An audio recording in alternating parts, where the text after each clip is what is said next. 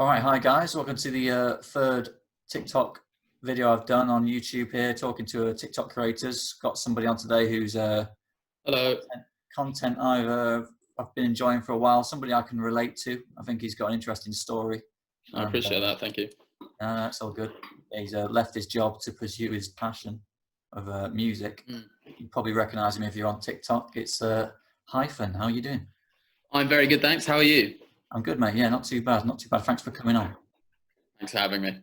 I think the obvious place to start is how you ended up in the position you are now. So for anyone who's maybe not familiar with your story, just give them the quick rundown of how you ended up where you are now. Yeah, so like probably 5-6 years ago now, I was working in finance. I'd kind of ticked off the societal checklist, done all the things, gone to uni, worked really hard, gotten a half decent job, and then I was there and I was just profoundly unhappy.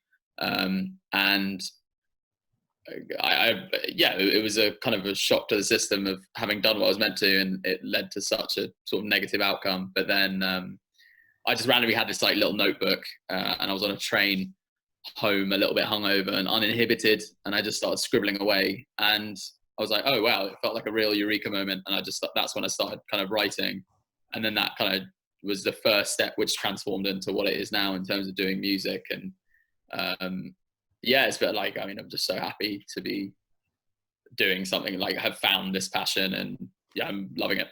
Yeah, so what were you doing beforehand? You were at Goldman Sachs, is that right? Yeah. So that was like a brief placement thing, and then I did another. Basically, I just did so I was there for a bit. I was at a place called St James's Place very briefly, and so it was like sort of finance, and then I started working somewhere else to pay the rent, which I actually quite like. It had like this startup-y vibe to it, but I've now since left that for 6 months just to do music, basically. So I'm pretty excited about that. Yeah, it must be exciting to be able to focus on what your passion full time. Yeah, man, for real. It's been great. Like it's just, I don't know, I just feel a lot happier, and it's cool just to wake up and be like, okay, what am I doing today? Oh yeah, the thing that I really like doing. Yeah, that must be a nice bit. I'm not quite there yet. That's kind of my goal, is to get to that place where I can, ultimately for me the goal is obviously I don't make music. I'm more of I make more like comedy content, but I'd love to do that. Yeah. I'd love to be able to do that full time. Hopefully sometime in the future where I'll get there, but not quite yet. I mean, you're doing bits. I see. I mean, like your TikTok following is massive, and feels like you have a lot of people who really like your stuff. So I mean, that's very exciting. Yeah. TikTok's been a bit of a game changer, really, because it kind of. For sure. I'd be interested to ask you. I was going to ask you the same thing about. So I know you've been doing music for a few years, but have you felt like a new wave since you started putting stuff out on TikTok? Yeah, man, 100%. 100%. There's like a little nerdy thing that a little way I like thinking about the problem of like, all right, I want to grow my audience. There's like, okay, if you imagine like a 2x2 graph, right? If you have like product here, like, do you have a good product? Do you have a bad product? And here, reach, you have a good reach, you have a bad reach. You want to be in like the top right-hand quadrant, right? Where you have a good product, whether that's comedy, music, whatever. And do you have a good reach? Do you have a lot of people who actually know your stuff? And I feel like for the past 5-6 years, I was doing all this stuff focused on product. And I think I kind of had a decent thing going. Like I played at Reading and Leeds Festival. I was like a BBC introducing artist. So like, I felt like I had a minimum viable product. I felt like I had something there. Obviously you're always looking to improve and like, improve what I do, but I had something. But then my reach wasn't that big. Quarantine happened. I'd been meaning to get on TikTok for a while, just heard about how much like things can just pop off. And yeah, it's been mad. Like my audience, like it feels for the first time I have like an audience of people who really like care about my stuff. And that's like, I'm incredibly grateful for that. 90% of the people on the app that I've come across are like great and like knowledgeable about music as well. So it feels like it's not just random people liking your stuff, it's people who actually like are engaging with what you do. So yeah, I mean, it's wild, right? Like, yeah, it's a very crazy platform.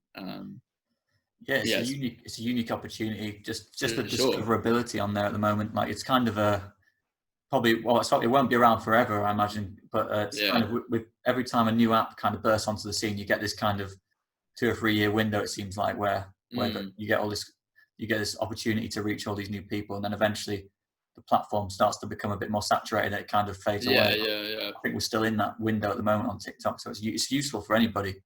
I've been For sure. I've been preaching about it since I got on Twitch. When did you go on? I basically, well, I started at the end of last year, but I didn't really start putting out stuff regularly until maybe March this year. Yeah. So I've been doing it for about 6 months, but it feels like a long time. And yeah, there wasn't. It's kind of just been like a gradual. I think I've just gradually got a feel for what kind of content works on TikTok, and it's kind of things have just gradually been building, which has been nice. There hasn't been like one like snowball moment where I've had like a massive video, but I've had like a few that have done okay, and right. gradually chipping away. Has that been the same for you? So was there a point for you when you felt things starting to take off, or was it just a gradual thing? I think it's mostly gradual, but then I've had 2 moments where it like did kick off in quite a big way. So basically I did, this would have been April, May, maybe around then. I had like a song and somebody just commented, hey, I think that this would be like a really good FIFA song. And I hadn't even thought about, and this was a song that I had released in March. Like I was kind of, trying to make some interesting content around it. And then this person commented, oh, this would make a good FIFA song. And the song is called Celebrate. And it has these like chants in it. And I literally had no plan to make this a FIFA song. I didn't have any idea that it would work for that. I didn't think about it. I just made the song and I liked the song. Released it, this person commented, I was like, oh damn, that's a good idea. And then I started doing a thing being like, oh, if you like this song and you want it to be a FIFA song, tag EA. And then like thousands of people did it and hundreds of thousands of people viewed it. And then that like massively, the song had like 1,000 plays in March. It now has nearly 100,000. And that was like basically off. Like, because, and then EA, it had enough of a traction that EA themselves got in touch with me and like, they were like considering it for FIFA. In the end, it didn't happen because EA as a company had some issues with, they're like worried about the legal situation with TikTok and what it means and blah, blah, blah, blah, blah. So like, it didn't happen, but nonetheless, like that was kind of a big moment for me because like now, like, I don't know, whatever percentage of those people who came across that, they're now like actually engaging my stuff regularly. And so, yeah, I mean, it's been since that was like a big thing for me for sure. Yeah, I think that's your most streamed. I was on your Spotify the other day, and I think that's your most streamed song by quite some. Yeah, exactly. It's done really well. Yeah, for sure. So have you? So you mentioned earlier you've been on. I've seen some footage of you on the radio a couple of years ago or last year. Was it? You've been on. You've been at Reading and Leeds.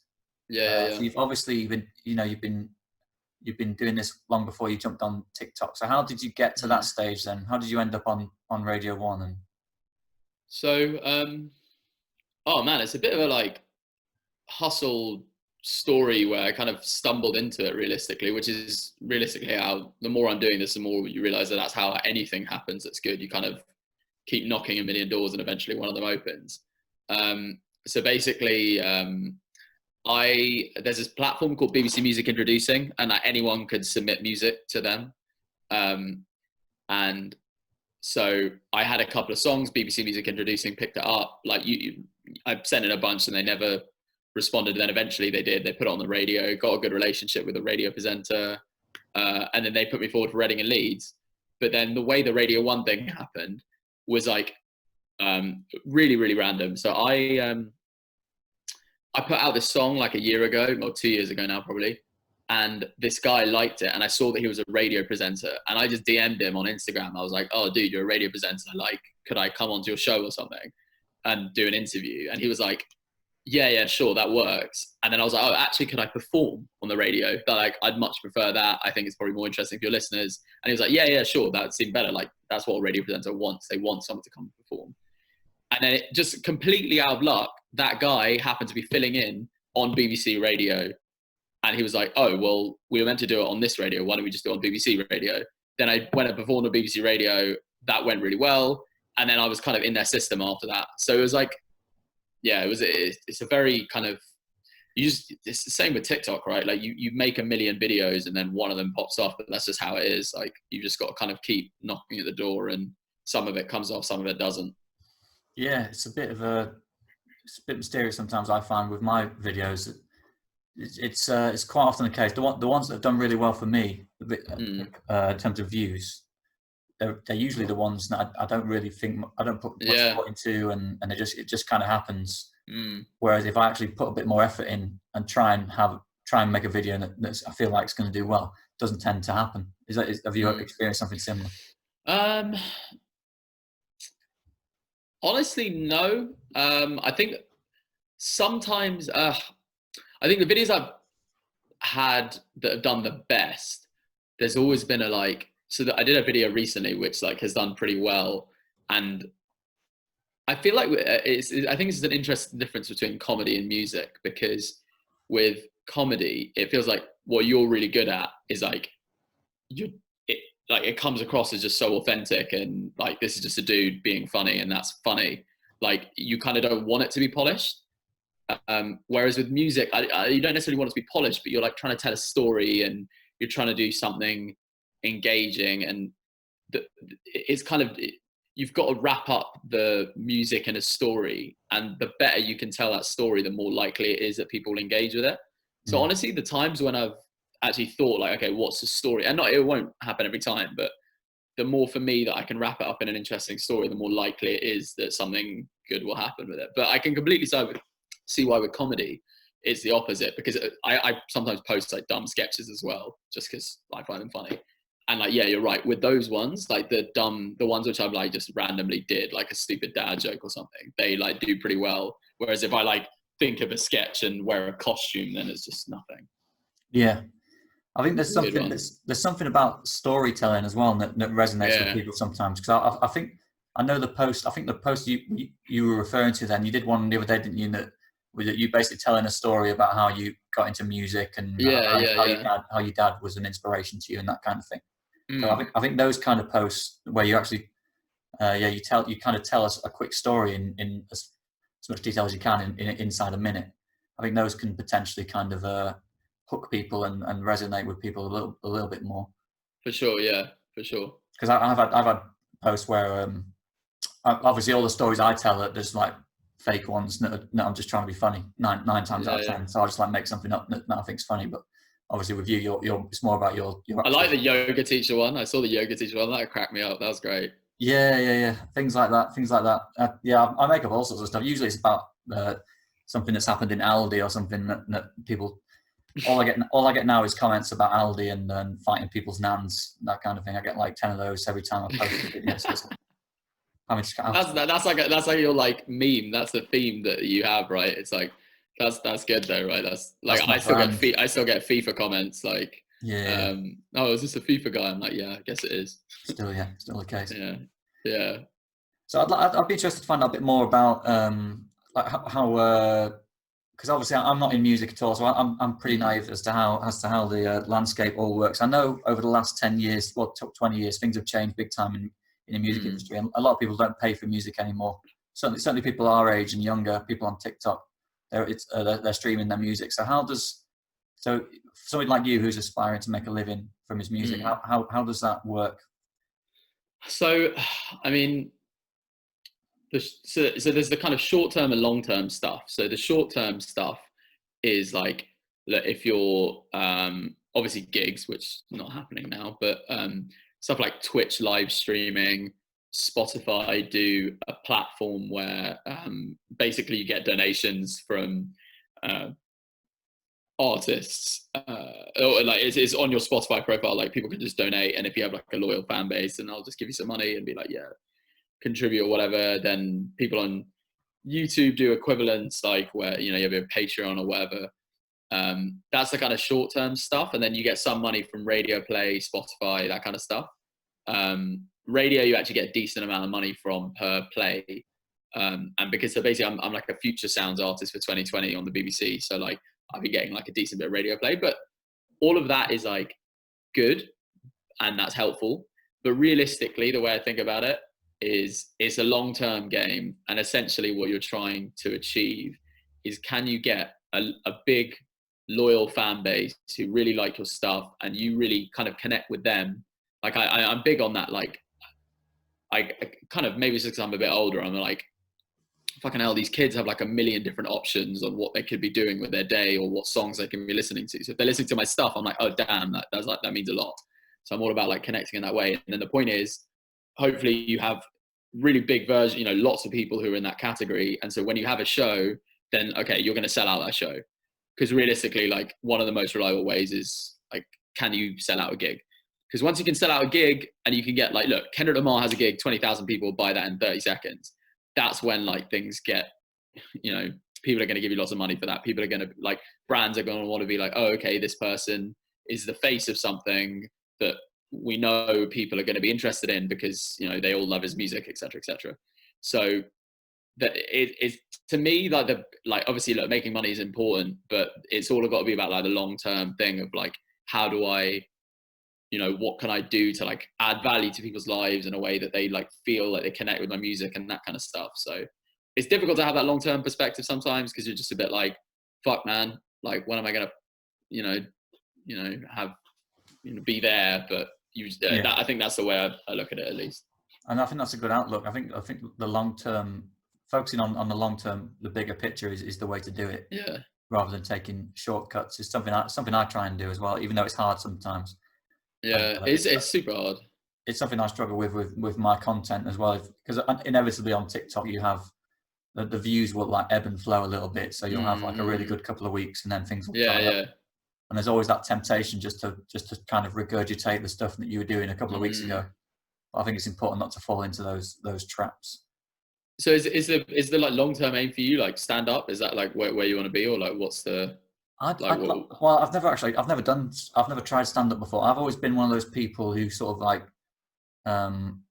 knew he was, you know, I knew I could make people laugh. Like I was used to like make my mates laugh and that kind of thing. But I would never have had the guts to go and do stand up. I think I kind of used TikTok as like a proving ground in a way to see if I could, you know, get something started and make people laugh and make videos that people enjoy. And I think it has kind of given me that confidence to give stand up a go. That's awesome, man. Yeah, I'm gonna try and I'm gonna do it as soon as you know, clubs start opening up again. Try and find an open mic night somewhere, maybe in Manchester, because that's just down the road from where I am. Yeah, I'll give it a go. But ultimately, I just want to. It's not specifically about stand up for me. It's just about, you know, doing something that I enjoy for a living. So whether that's just making videos or whether that's doing stand up, whatever. Because I might try stand up and I might not, you know, might not like it. But yeah. Got to try before I know exactly what I want to, which direction. I respect that though. That's cool. Yeah, it's good. Yeah, I've been enjoying TikTok so far. It's been good. So there's another thing I was going to ask you about. It's something that's more of something I was curious about. Watching your content, I think you're in a really interesting space at the moment where things are starting to just take off for you. Have you got have you thought about doing any sort of like longer form video content, like putting stuff out on YouTube? Maybe I'd be interested to see, even if you just did like a monthly video where you just filmed a few things throughout a month and then just clipped it all together, did like a kind of like a monthly blog or something like that, just to kind of document what you're doing, because it might be interesting in a couple of years' time to look back, for people to go and look back and see. 100%. That's exactly. I mean, so like the sabbatical. So I mentioned I'm off for 6 months, basically doing this full time. But when I was working, like I was still doing everything as much as I could. But I ended up prioritizing just the stuff, basically the quickest bang for your buck, right? Like, what is a thing that I can do? Like the long-term stuff, like with making a video like that, that's awesome. And now I'm excited that I can do stuff like that. So I'm working on like exactly that kind of thing at the moment and doing more YouTube stuff. I'm writing these blogs at the moment. I think the main new things I'm doing, so I'm blogging, I've like live streaming as of next week, and then the YouTube stuff as well. And then obviously just TikToking as kind of hard as I can. But yeah, I mean, completely agree with that. That's like a great thing. And sort of working on it as I go. And now, because that stuff just takes a bit more time, but now I have a bit more time, so I can actually do that sort of stuff. Yeah, I find myself torn sometimes. I don't want to be inevitably, like when you start having a little bit of success on one platform like TikTok, you find yourself pouring all of your effort into that, and you kind of exactly. I'm aware I don't want to become too reliant on TikTok. I am trying to do stuff on YouTube as well, and more recently I started putting stuff on Instagram, but it's kind of hard when you don't get the views and the reach that you get on TikTok to make the time for the other platforms. Yeah, for real. It's I mean, that's the thing that, like, it'd be interesting to see, like, going back to what you said about like the window of opportunity for TikTok. On the one hand, and maybe I'm being overly, in fact, I'm definitely being overly optimistic here, but with like Instagram and stuff, like, people didn't necessarily go on it because you could go viral, and it'll be interesting to see with TikTok, because you sort of go on it because of that, and that's how it keeps you hooked. Right, the fact that it's this algorithm where it's not like you're not just going out to your friends or friends of friends, you're going out to anyone. And I'll be interested to see like what happens in 5 years' time with TikTok, where it's like that's their main appeal. If they lose that, and they're like, how are they going to exist? And maybe they just monetize it, so it's all ad based. But it'll be interesting to see. I'm kind of hoping for as long as it's possible that, because the big thing I noticed with TikTok is that, like, okay, you'll okay, I have like 20,000 followers, but then I don't know, whatever percentage of that will be really, really engaged, and they're the ones who will then go to Instagram, and so it ends up being like a great platform for taking people elsewhere, which is not as true of Instagram. Like, people follow you on Instagram, but are they going to go elsewhere? Like, maybe not. Whereas TikTok, people will really like, oh, okay, what's your Instagram? Then they'll follow you on that. So, yeah. It's interesting, because I think people sometimes get a little bit too hung up on follower accounts and ask, people invest too much in the number of followers they've got, when in reality it doesn't really count for that much, because there's people out there with hundreds of thousands of followers, but they struggle to get 10,000 views on a video sometimes. At the moment on TikTok, it's so much dependent on your average watch time. Like, as soon as you put that video up, for anyone who doesn't know how the algorithm generally works on TikTok, it's you put a video out and it shows it to a small group of people initially, usually people that are following you already, and then depending on how well it does with that small group, it then either shows it to a lot more people or basically just kills the video, and not many more people see it. So the number of followers you've got, in a way, isn't that important. It's more about the more important metric, I suppose, is the people who are actually really engaged with your videos, which you can't see through the analytics on the app. But I suppose one way it does, you can sort of gauge it indirectly, is if you can move people over to other platforms. That's probably a good indication that you've got some people who are kind of interested in what you're doing. Yeah, for real. So I've seen I checked out your podcast the other day. I saw you've oh, cheers. Yeah, you started a podcast earlier this year, didn't you? It's yeah.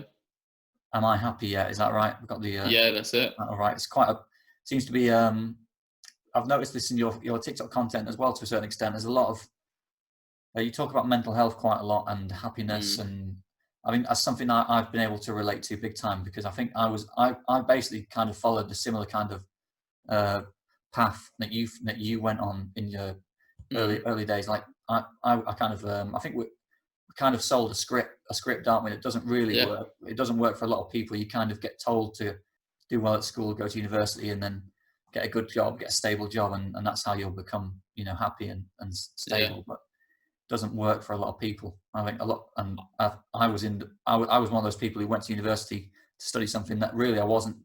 That. What did you study? I did engineering. Okay. So I Serious? I work in engineering at the moment, but I was never really. I only really did it because I was quite good at science at school, and I wasn't even that good at maths. But it's just kind of it was the only option I really just felt like a sensible thing to do, because naturally at that age I didn't really have a clue what I wanted to do. I think and that's true for a lot of people at that age. When you're like 16, 17, I think it's quite hard sometimes to say, all right, this is what I want to do for the next 40 years. But do you think at that point you didn't know what you wanted to do, or you had an idea but you thought it was too far-fetched? That's probably. I think there's probably a little bit of both. I think at that stage, I knew. I never in a million years would have thought. Yeah, I could do comedy. I think I was probably Right. too. I probably just lacked the self confidence at the time. To be honest, there was. I Mm. wasn't ready to kind of admit that to myself, that was probably the one Yeah. thing that I actually wanted to do. I think because I wasn't really the at school. I'm quite that sort of a naturally introverted person, so I was never like the class clown, sort of like acting up at school, that kind of thing. So probably Yeah. for me it was I think I had to kind of experience life a little bit before I kind of realized. Mm. I almost had to try. I had to try a number of things to figure out that wasn't what I wanted to do, in order to Mm. have that kind of moment of realization where it's like, yeah, I think I know now. Yeah, mate, I feel that exact same way. That like literally exact. I didn't even like realize that we'd have this much like of the same story, because I remember the age of 15.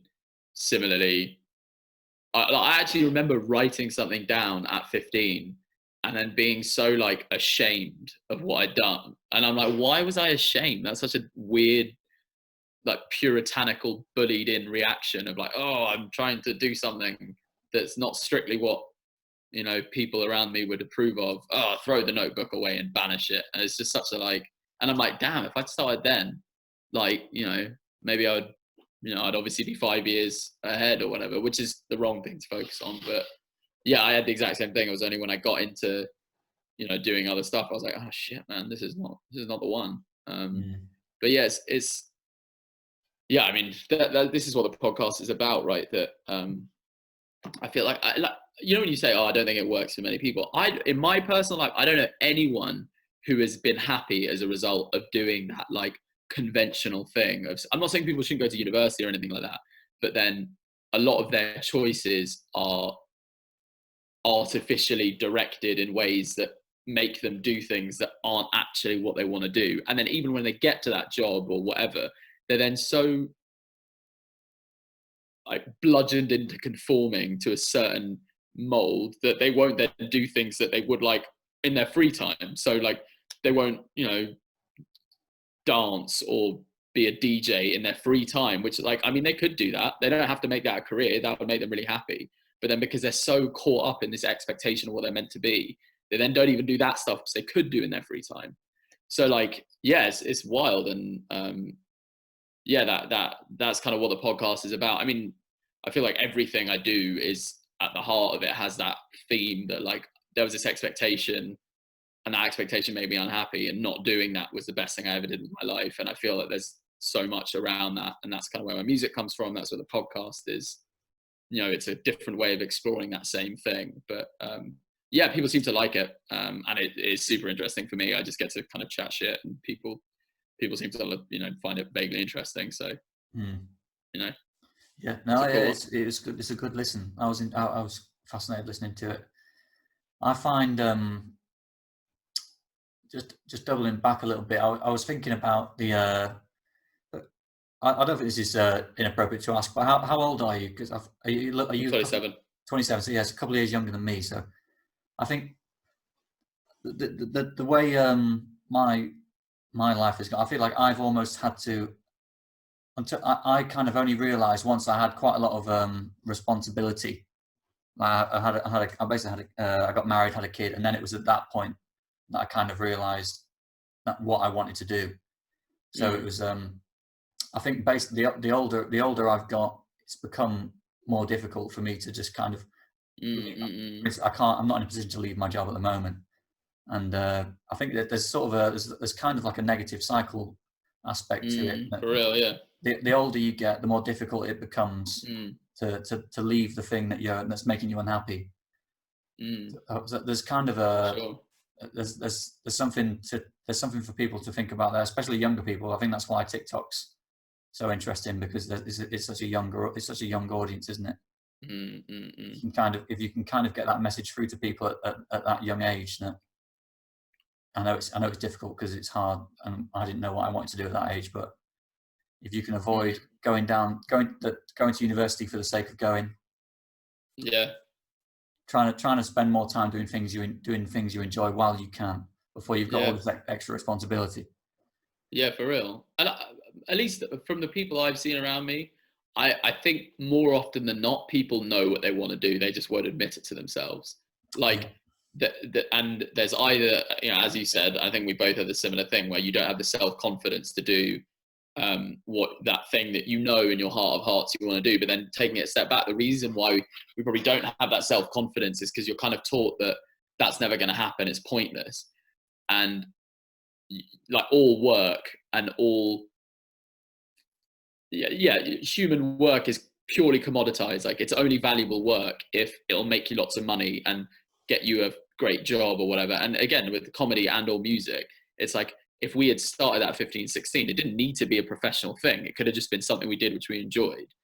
And I think, and then if it goes, it kind of goes into the stratosphere and makes you a career, then great. But I think in the heart of hearts, I think everyone knows what they want to do, and if they follow their heart and their instinct, they'll go there. But it's for various reasons they have these blockers up, and for different people they have more or less blockers.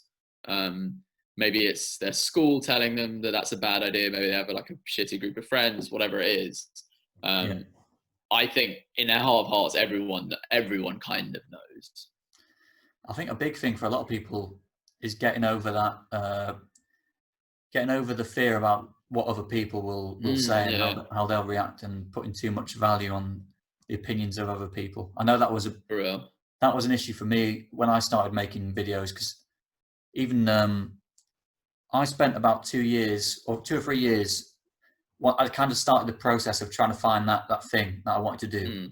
So I did a few things. Like, I wasn't making comedy videos at the start. I did like a football blog, and then I had like a craft beer thing, like a home brewing thing. I did like craft beer videos on that Instagram and YouTube. So those once I although those didn't go anywhere, it was useful for me because I was sort of like feeling my way to where I wanted to be, and I managed to get over that hump of worrying about what people were going to say, because all my friends knew I was doing it, and it was like, and obviously as soon as you start doing it, you realise that nobody really, no one's going to give you a hard time. Like, it might give you a bit, there might be a little bit of banter and that kind of thing, but if anybody's genuinely like nasty to you about what you're doing, then they're not really your friend in the first place, are they? So it's better off to dispel those people.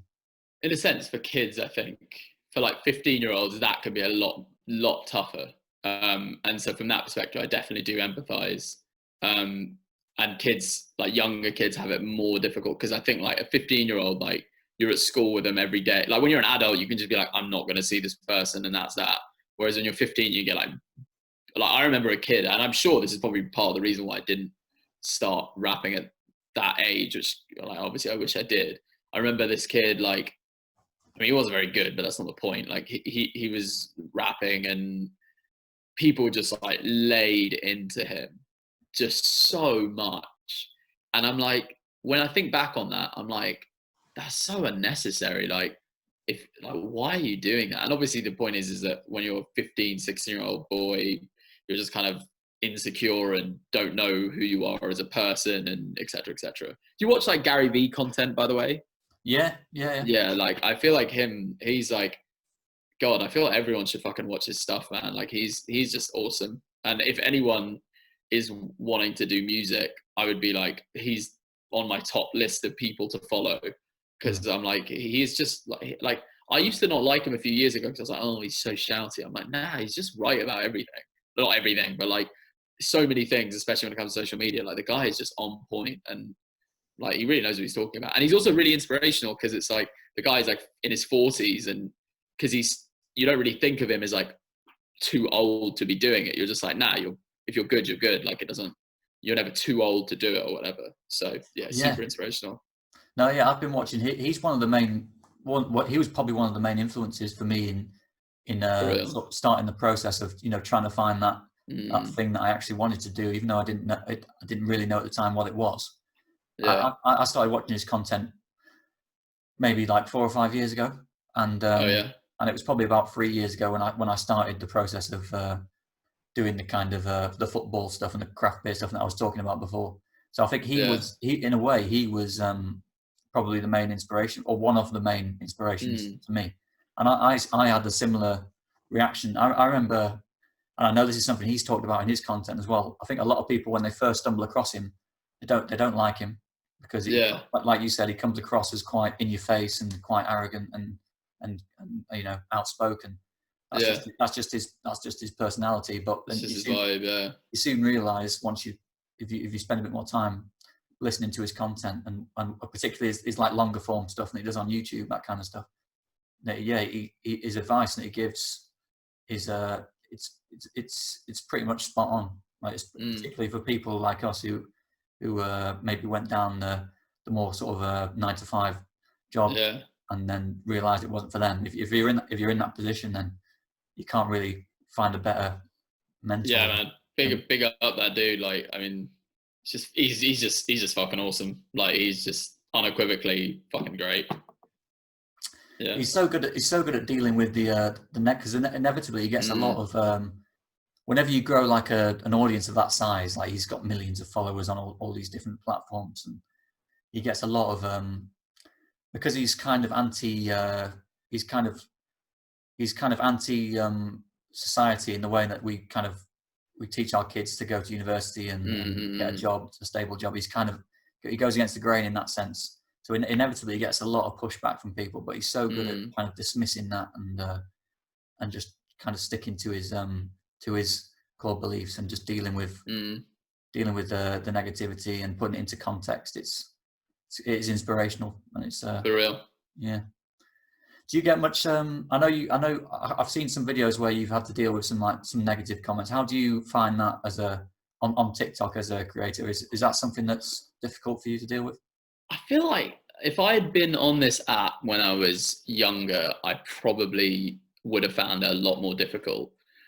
Now I'm like, bro, I'm 27 and I pay rent, and some 15-year-old kid who lives in his mum's basement is telling me I'm a wanker. I'm just like, okay, you know what I mean? Like, whatever. Like, it just doesn't really bother me at all. And given that the vast majority of comments are positive, and like, I don't mean this in an arrogant way. It's just like, I've been working really hard at music. I know I'm not terrible. Like, obviously there's room for improvement, and I'm not the best in the world by any means, but like, I know that I've got something, you know, I know what I can do and can't do. And so even if someone is like, oh, you shit, I'm like, well, whatever. Like, I mean, okay. So it doesn't especially bother me. So I sometimes do a lot of stuff on, like, so I'm big on represent. You might have seen, like, you know, inevitably occasionally get racist comments, and they don't bother me at all. Again, the same kind of thing. I'm like, look, if you're a 15-year-old, 17-year-old, 20-year-old, whatever, on an app making racist comments on someone, your life sucks. You know what I mean? Like, you are just, like, you are in a shit situation. And so it doesn't bother me, but then I will talk about that more, because I know when I was younger, that kind of stuff did really bother me. When I was like 15 and someone would, you know, use some racial slur, or, you know, just stereotype me in some way, that used to bother me a lot. And I kind of hope that, and I think it is having that effect. I do get messages to suggest it does, that when I talk about it and it basically, it's shown that it doesn't bother me, then hopefully there are like 15-year-old kids who are just like, oh, actually, this isn't a big deal. I don't need to internalize what they're saying. It can be okay, etc., etc. So those are the only kind of negative comments which I give any attention to, because I feel like there's like a benefit to addressing them. But in general, I'm just like, man, I'm a fucking adult doing my own thing, making food for myself. Like, I don't care if some kid doesn't like my music. You know what I mean? Yeah. I think it's important to stay positive and focus on the positive comments. Yeah, exactly. Yeah. There's always it's a natural tendency sometimes. You post a video, then, you know, half an hour later you open up the comments and there might be 10 really nice comments and then just one negative one, and you find yourself drawn to the negative one. Yeah, exactly. You have to kind of try and resist that, and, you know, make sure you respond to all the positive ones. And I have I'm sure you do, like, the overwhelming majority of the comments I get are positive, but there's it's odd that there's one or two people that just occasionally they don't comment on every video, but they'll just sort of pop up and they leave like really like vindictive and like nasty comments. Not like what kind of stuff?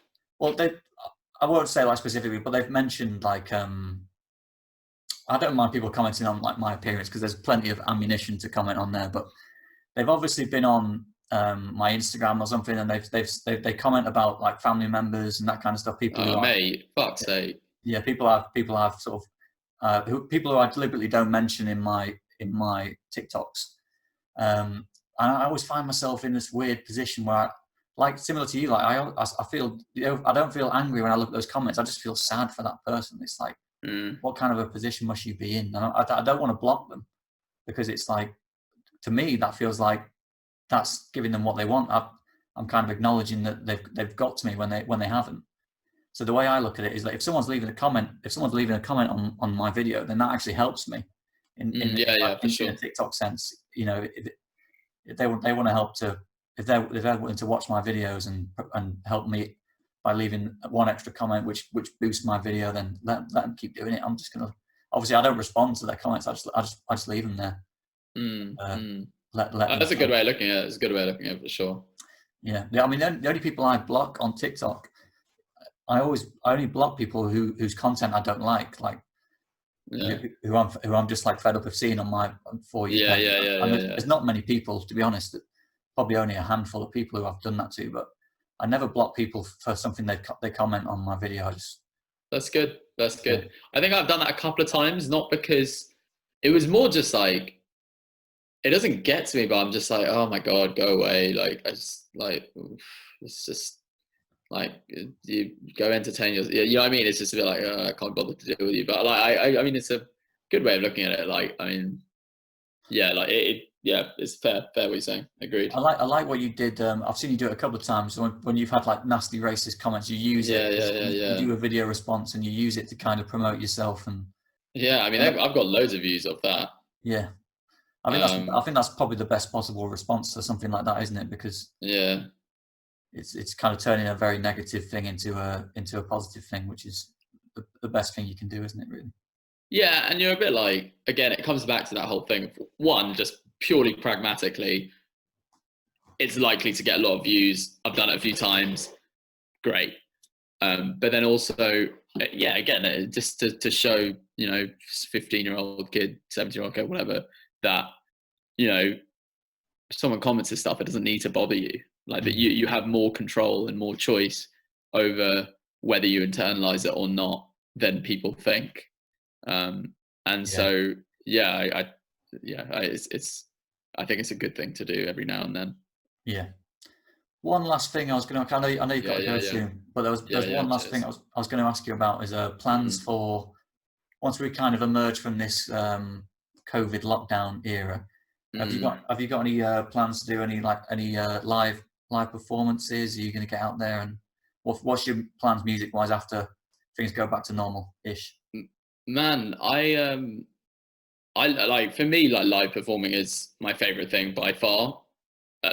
Everything else I either enjoy somewhat or bear because it's a necessary evil, but performing is just everything for me. And ultimately everything I do is to get into a position where I can perform in more different challenging environments or whatever. So yeah, I mean, as soon as I'm kind of hoping that I've been working really hard on trying to grow my audience, and it feels like it's worked since quarantine. So I'm hoping when I get out of quarantine, not only can I do like more festival-y type slots. Like I was meant to be at Glastonbury this year, but obviously, that didn't happen. So I'm hoping next year when it's like more of my own gigs where like, okay, I've got a bigger audience now. Hopefully I can sell out bigger venues on my own. And then, just as I've got like so much music coming out in the next few months. And so, basically performing all that stuff as much as I can, as soon as the world permits it, basically. Yeah. Well, look forward to seeing what happens in the next few months. I appreciate that. Thank you, man. I'm sure we'll be hearing plenty more. Man. Thank you very much. All right, Thanks for having me and everything. And I really respect what you're doing, man. That's like a really cool thing. And I didn't even realize that we had this like same story or whatever. So like, good for you. And I'm wishing you all the best with it. Yeah. Thanks for coming on. And Yeah, man. I'll speak to you soon. All right. All right. Take care, dude. All right. Cheers, mate.